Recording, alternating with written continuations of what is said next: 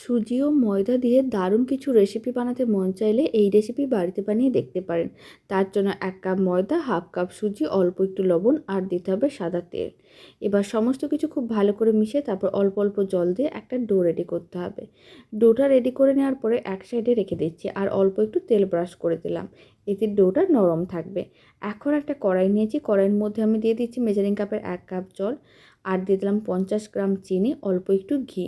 ঘি দেওয়ার কারণে ফ্লেভারটা খুবই ভালো আসবে। আর 1 কাপ গুঁড়ো দুধ দিয়ে লো ফ্লেমে খুব ভালো করে মিশিয়ে তারপর মিশ্রণটাকে নাড়াচাড়া করে এরকমই ঘন করে নিতে হবে।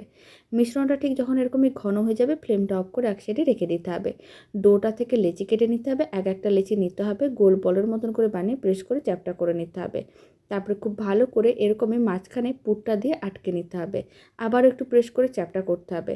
তারপর এরকম একটা হাতা নিতে হবে, হাতার উপরে রেখে এইভাবে একটু প্রেস করে চ্যাপ্টা করে নিতে হবে। এতে ডিজাইনটা চলে আসবে, দেখতে ভালো লাগবে। তবে আপনারা চাইলে ডিজাইনটা করতেও পারেন, নাও করতে পারেন।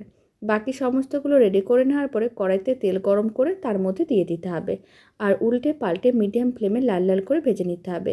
তাহলেই রেডি হয়ে যাবে দারুণ স্বাদের এই রেসিপি, যা খেতে ভীষণ ভালো হয়।